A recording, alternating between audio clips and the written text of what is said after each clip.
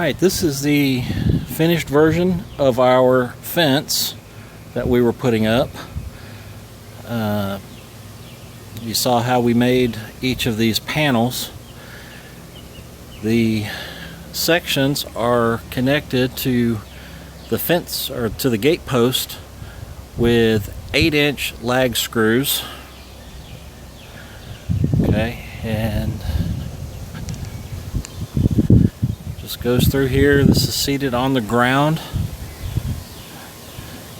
and then when you get to corners and post sections, or sections of this fence, they're put together by 1/2 inch by 8-inch lag bolts with a 1/2 inch washer and a 1/2 inch nut securing it.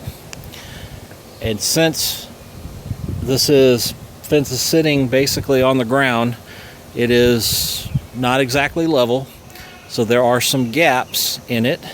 And what we did is we took some slab wood or some cross ties that we had at the house and used them to cover up those gaps.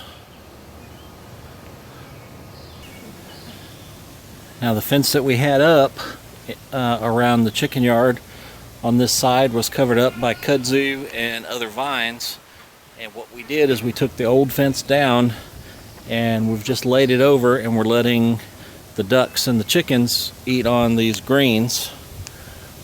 But this is our basic fence.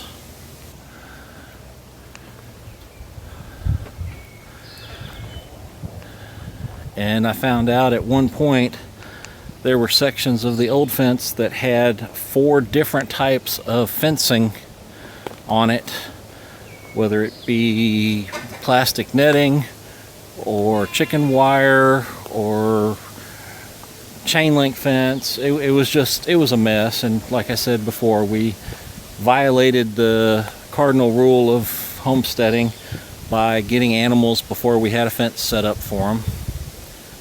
But it basically comes over here, and then what we did was opened up this section of the yard to give the goats, or I'm sorry, give the chickens and the ducks some more greens to eat. And then we connected the side sections to our goat yard fence, and we used the 8-inch lag screws to attach those to the existing post, and that gives us a side benefit of adding a little bit extra stability to the goat fence. Now, the idea behind building this in sections, as you can tell here and here, each section of this fence is being held basically by the 4 lag bolts, so that if we decide to adjust the fence or change the dimensions or change the layout, all we have to do is unscrew those lag bolts, and that section of fence will come down and can be moved. And here's the back side of our fencing. What we also decided to do was about every 2 sections we put a 6-foot tall T-post in at the intersection of 2 fence panels, and then took a piece of wire and wrapped that together to add some additional stability to the fence. So roughly every 2 sections we added a fence post, a T-post, and then at every corner we added a T-post. And then there's some places where there was some smaller